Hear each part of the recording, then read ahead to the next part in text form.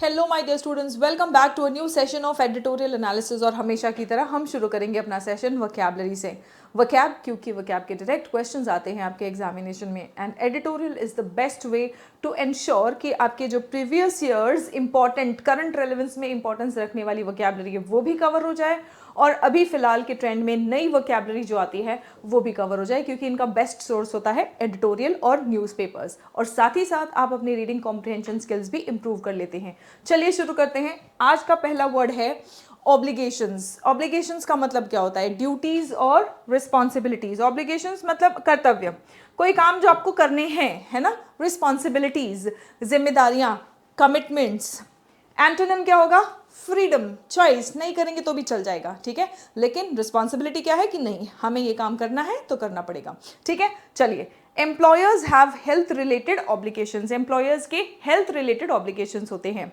चलिए, the next word is shoring up. शोर up करना मतलब क्या? स्ट्रेंथन करना, मजबूत करना। शोर अप करना मतलब स्ट्रेंथन करना, मजबूत करना, ताकत देना, रीइंफोर्स करना। Reinforce, strengthen. एंटोनिम क्या होगा? कमजोर करना या खराब करना। The government is shoring up hospital facilities. जो देखो यहाँ पे हमने क्या देखा? एम्प्लॉयर्स की हेल्थ रिलेटेड ऑब्लिगेशंस है। एम्प्लॉयर्स की हेल्थ रिलेटेड ऑब्लिगेशंस तो है ही, लेकिन साथ ही साथ सरकार भी क्या कर रही है? हॉस्पिटल फैसिलिटीज जो है, हॉस्पिटल फैसिलिटीज को स्ट्रेंथन कर रही है, मजबूत कर रही है, शोर अप कर रही है, ठीक है ना। कंटेंड, कंटेंड का मतलब क्या है? कंटेंड करना मतलब स्ट्रगल करना, लड़ाई झगड़ा, कंटेंडिंग, है ना। कंटेंडिंग विथ मतलब किसी चीज के अगेंस्ट आप लड़ रहे हैं, झगड़ रहे हैं, जूझ रहे हैं, राइट। जूझना, स्ट्रगलिंग अगेंस्ट। फेसिंग और डीलिंग विथ, याद रखना डील इन आप यूज करते हो जब आप किसी बिजनेस की बात करते हैं। Dealing in computer accessories, car accessories, है ना। Dealing in what ever, trade जब आप यहाँ पे बताते हैं तब हम डील के साथ में फिक्स्ड प्रेपोजिशन इन यूज करते हैं। और डील विथ का मतलब है आप उस चीज के साथ में स्ट्रगल कर रहे हैं, जूझ रहे हैं, टैकल कर रहे हैं। एंटोनिम क्या है? या तो उसको टैकल करो, या तो एंटोनिम है उसको अवॉइड करो, या फिर एस्केप करो।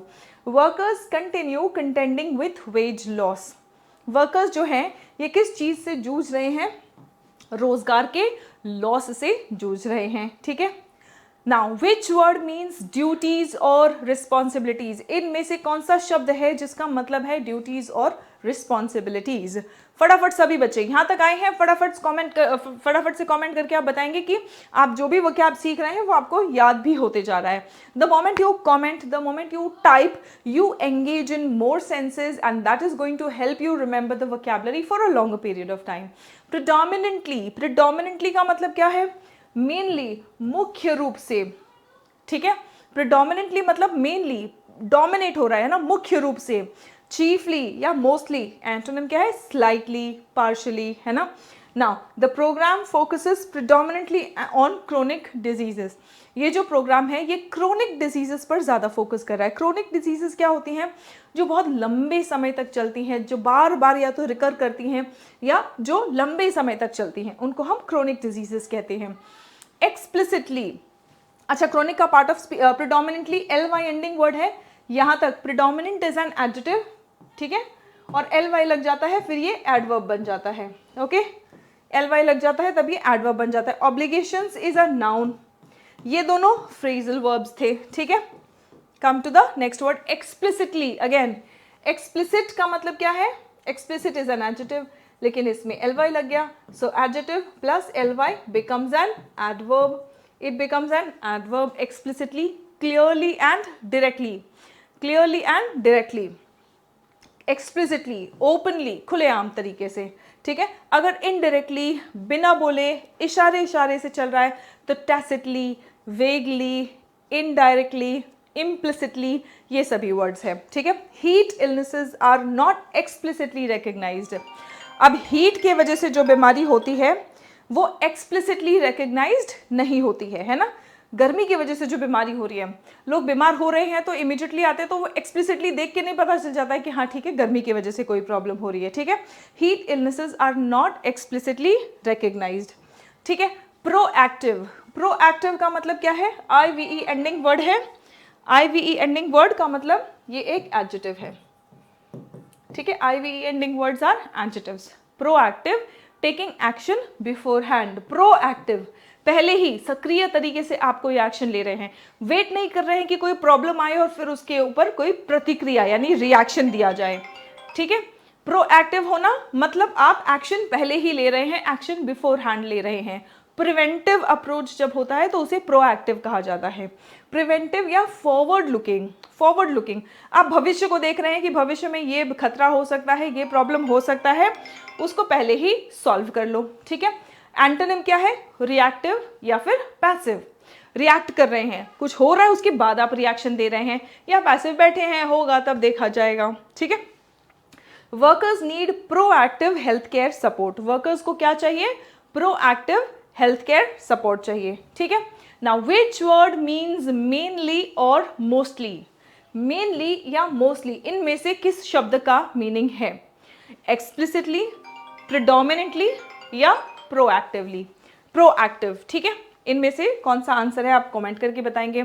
Now students, we have our application Serene Pathshala on Google Play Store. इस एप्लीकेशन पे आपको दो तरीके के बैचेस मिलेंगे, एक तो है आपका कंप्लीट इंग्लिश फाउंडेशन बैच, दूसरा है आपका स्पोकन इंग्लिश एक्सप्रेस बैच, ठीक है। अब IB का रिजल्ट आ चुका है फाइनली। अब सिंस ये आ चुका है, हमारे स्लॉट्स ऑलरेडी फुल हो चुके हैं, ठीक है। ये रिजल्ट्स आने के पहले ही बहुत सारे बच्चे जो कॉन्फिडेंट थे उन्होंने स्लॉट्स बुक कर लिया था। मैंने आपको पहले ही बताया था हमारे पैनल मेंबर्स का स्लॉट्स जो है वो बहुत लिमिटेड है, ठीक है। सो बहुत एक्सपीरियंस्ड पैनल मेंबर्स होते हैं जो आपको हेल्प करते हैं, आपको गाइड करते हैं इंटरव्यू में, राइट। सो उनके स्लॉट्स ऑलरेडी बुक हो चुके हैं, but still if you need some guidance, आपको ऐसा कहीं कुछ करेक्ट गाइडेंस या प्रॉपर गाइडेंस नहीं मिल रहा है, या आपको कॉन्फिडेंस नहीं बिल्ड हो रहा है, just in case if you still need some guidance, please reach out on this number 9821060203, ठीक है।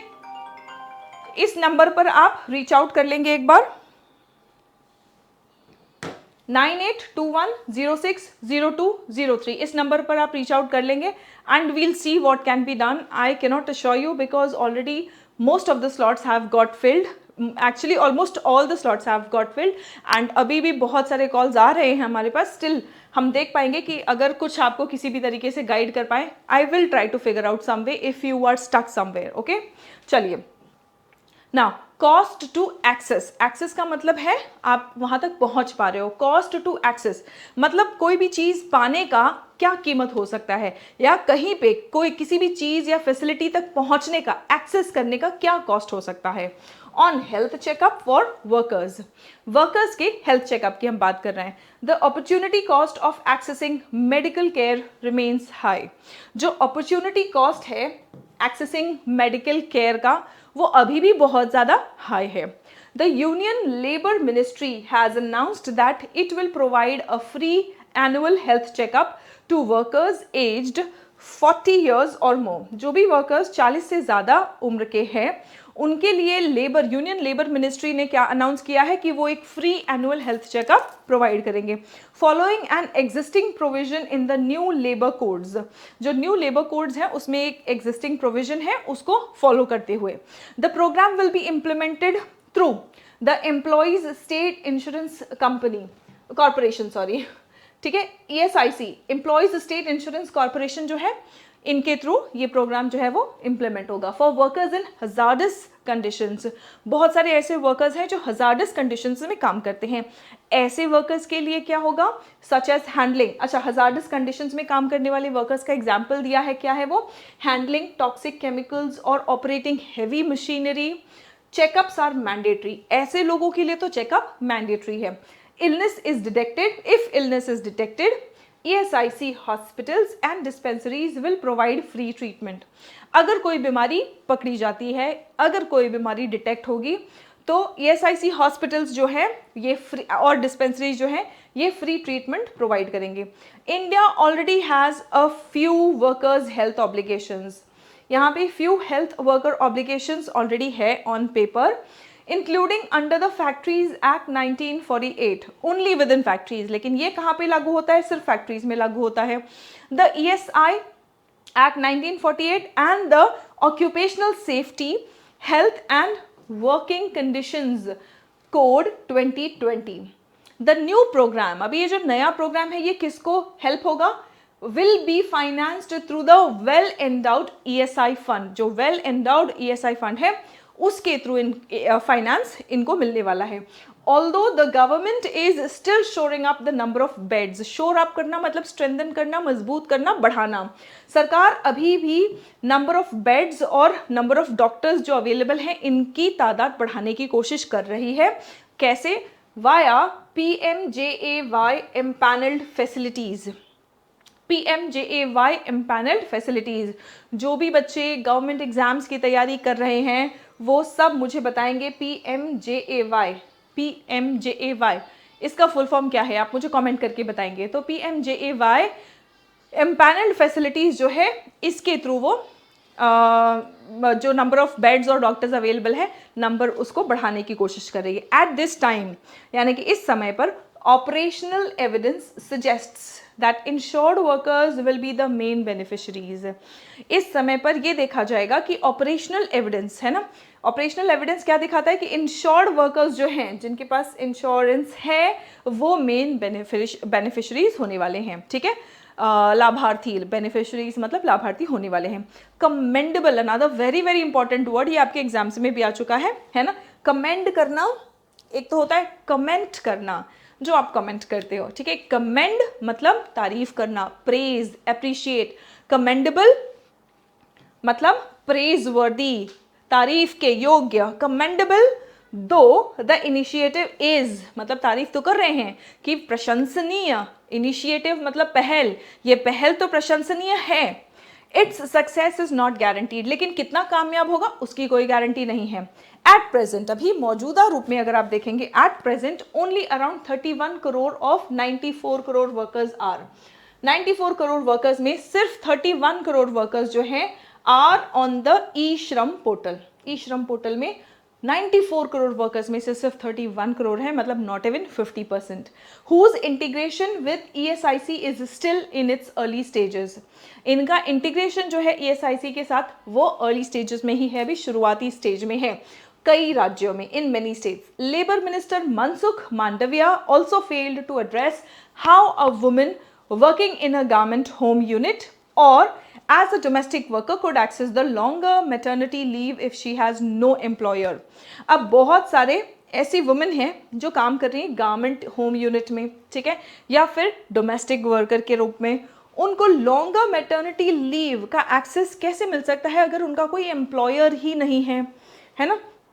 Annual checkups for women also warrant specific medical staff needs, whereas many ESIC camps are crowded. बहुत सारे ESIC camps हैं जो crowded है and dominated by men हैं.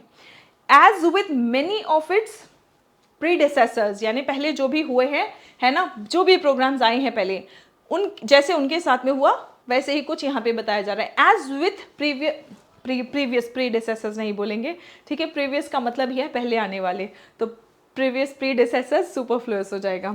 So as with many of its predecessors, मतलब पहले जितने भी स्कीम्स आए थे, जो भी प्रोग्राम्स आए थे, जैसा उनके साथ में हुआ, the program does not address the opportunity cost of accessing health care.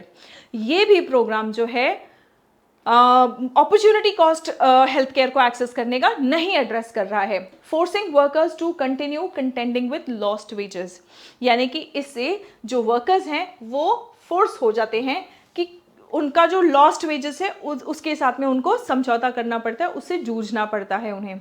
And ESIC facility में also refer a worker to another centre. अब एक ESIC फैसिलिटी जो है वो एक वर्कर को दूसरे सेंटर पे भी रिफर कर सकती है if it lacks the resources for specific test. मान लो एक ESIC वर्कर है, एक ESIC फैसिलिटी मतलब एक वर्कर है जो ESIC फैसिलिटी में जाता है, लेकिन उस डिस्पेंसरी या हॉस्पिटल में अगर वो सुविधा उस टेस्ट को करने की उपलब्ध नहीं है तो वो रेफर कर देंगे कि दूसरे ESIC फैसिलिटी में जाओ. लेकिन वहाँ पे जाने के लिए इनको अपना काम छोड़ना पड़ेगा, उस दिन का एटलीस्ट काम छुट्टी लेना पड़ेगा. क्या नुकसान होगा उन सब के ऊपर कोई बातचीत नहीं हुई है ना. Leading to repeat visits and added time and cost. Time भी जा रहा है और इसका एक अनसीन कॉस्ट भी वर्कर्स पे कर रहे हैं. The new programme focuses predominantly. अब ये जो नया प्रोग्राम है ये मुख्य तौर पर, खास तौर पर, प्रिडोमिनेंटली किस पर फोकस कर रहा है? On non communicable diseases. जो नॉन कम्युनिकेबल डिजीजेस हैं उस पर, सच एज डायबिटीज, हाइपरटेंशन, इन सभी पे वो फोकस कर रहा है। ठीक है, heat related illnesses are not explicitly recognised. गर्मी की वजह से जो बीमारियां हो रही हैं या जो भी तबीयत खराब हो रहा है उसको नहीं रिकग्नाइज किया गया है, उसको as occupational diseases under the ESIC act, whereas construction and agriculture workers are most at risk of them. अब सबसे ज़्यादा गर्मी से कौन से वर्कर्स हैं जो प्रभावित हो सकते हैं? जो कंस्ट्रक्शन वर्कर्स हैं, जो धूप में काम कर रहे हैं, जो हमारे किसान भाई हैं, जो खेतों में काम कर रहे हैं, जो AC या इवन छत की या छांव की सुविधा नहीं ले सकते हैं, लेकिन गर्मी या धूप की वजह से जो बीमारियां होती हैं या जो दिक्कतें होती हैं उसके बारे में तो यहाँ पर कोई मेंशन नहीं है। Waste pickers and sanitation workers on the other hand face greater risk. अब जो कूड़ा कचरा उठाने वाले जो सैनिटेशन वर्कर्स हैं, वेस्ट पिकर्स हैं, ये और रिस्क फेस करते हैं। On the other hand face greater risk of infectious diseases such as hepatitis and leptospirosis, है ना। तो हेपेटाइटिस और लेप्टोस्पाइरोसिस ये दोनों बीमारियां जो इन्फेक्शन से फैल सकती हैं, इससे वो वल्नरेबल हैं। The scheme offers screening. अब स्कीम जो है स्क्रीनिंग तो दे रही है but does not mandate proactive vaccination. वो ये नहीं बोल रही है कि हाँ ठीक है कोई बीमारी हो तो उसे पकड़ो, लेकिन कोई प्रोएक्टिव वैक्सीनेशन के लिए वो नहीं मैंडेट करती है। The government must meet workers where they are through mobile occupational health units and as the OSH code 2020 stipulates for organised workers at their places of work and provide tokens to compensate them for time spent on checkups। अब checkups के लिए जो time spend हो रहा है तो उसके लिए भी तो कोई ना कोई compensation होना चाहिए। जो time spend हो रहा है और जो time spend होने के वजह से जो उनका रोजगार लॉस हो रहा है ना, तो ये सब opportunity cost है, ये cost to access है, right? Spent on checkups, otherwise any scheme of this nature will not improve upon the already deficient system. Deficient system कह रहे हैं, देखो यहाँ पे क्रिटिकल हो रहे हैं कि सिस्टम जो है ये पहले ही डेफिशिएंट है, मतलब इसमें कमी है। और अगर हम नई नई स्कीम्स लाए लेकिन जो कमियां हैं वो पूरी नहीं करेंगे तो जो कमी है वो चलती ही रहेगी, है ना। Otherwise any scheme of this nature, कोई भी स्कीम लेके आओ इस नेचर का, ये इंप्रूव नहीं करेगा जो पहले से ही कमियां हैं सिस्टम में उसे। ठीक है, चलिए अब देखते हैं what is the tone of the editorial. ये आप लोगों का फेवरेट क्वेश्चन, एग्जामिनर का तो एटलीस्ट फेवरेट है ही, आप लोगों का हो या ना हो, और आप लोगों का भी फेवरेट क्वेश्चन बने इसके लिए मैं जल्द ही एक टोन आइडेंटिफाई करने के लिए, आर्टिकल का टोन आइडेंटिफाई करना, tone of the author identify करने के लिए क्लास लेके आ रही हूँ, जिसमें आपको एक ही क्लास में सभी टोन्स बहुत अच्छे से समझ आ जाएंगे। ठीक है, now what is the tone of the editorial? Humorous बिल्कुल भी नहीं है, एप्रिशिएटिव है, कई जगह बोला है कि हाँ ठीक है अच्छा है, लेकिन क्रिटिकल भी है, जहाँ पे कमियां हैं वो कमियां भी बताई गई है। ठीक है, क्रिटिकल का मतलब ये नहीं होता ये दोनों भी हो सकता है साथ में। ठीक है, एप्रिशिएटिव है मतलब जो पहल ली गई है उसकी तारीफ तो कर रहे हैं, लेकिन जो कमियां हैं साथ साथ वो भी बता रहे हैं। सो यस, दिस टोन, ये ऑप्शन देखते ही आप ये नहीं समझेंगे ऐसा कैसे हो सकता है, तारीफ भी कर रहे हैं बुराई भी कर रहे हैं, ऐसे कैसे हो सकता है। हाँ, जो चीज़ तारीफ करने लायक है उसकी तारीफ कर रहे हैं, जो पहल तारीफ करने लायक है उसकी तारीफ कर रहे हैं, और जहाँ पे कमियां बतानी है वो भी बता रहे हैं। ठीक है, now what is one major challenge mentioned in implementing the health checkup programme? जो हेल्थ चेकअप प्रोग्राम है उसको इम्प्लीमेंट करने में एक मेजर चैलेंज क्या है? Lack of workers in India, workers ही नहीं इंडिया में, high opportunity cost and wage loss for workers. एक तो अपॉर्चुनिटी कॉस्ट ही बहुत बड़ा है, दूसरे loss of wage loss for workers हो रहा है। ठीक है, एक्सेस नंबर ऑफ हॉस्पिटल्स नहीं, ये तो राम राज्य में होगा कि हॉस्पिटल ज़्यादा हैं और मरीज कम, ऐसा होना चाहिए, है ना। फ्री मेडिसिन बीइंग अनअवेलेबल, ये भी नहीं, ये मेजर प्रॉब्लम है। ठीक है, now which group of workers is stated to be at a greater risk of infectious diseases? Infectious diseases किस प्रकार के वर्कर्स को ज़्यादा हो सकता है? IT एम्प्लॉयज़ को, बैंक वर्कर्स को, waste pickers and sanitation workers को, या टीचर्स को? भाई हम भी इसमें ऑप्शन में शामिल हो गए हैं। चलिए, ये तो बहुत ही ज़्यादा ऑब्वियस सा क्वेश्चन है जिसका आंसर आप मुझे कमेंट करके बताएंगे। ठीक है, चलिए, now what does the word commendable mean? और इसका भी आंसर आप मुझे कमेंट करके बताएंगे, क्योंकि इस वर्ड पर मैं स्पेशली आर्टिकल एक्सप्लेन करने के दौरान मैं रुकी थी और मैंने आपको बढ़िया से बताया है ना। तो आप मुझे इसका आंसर भी कमेंट करके बताएंगे। ABLE एंडिंग वर्ड है commendable, ABLE IBLE ending words क्या होते हैं? एडजेक्टिव्स होते हैं। ABLE and IBLE ending words क्या होते हैं? एडजेक्टिव्स होते हैं।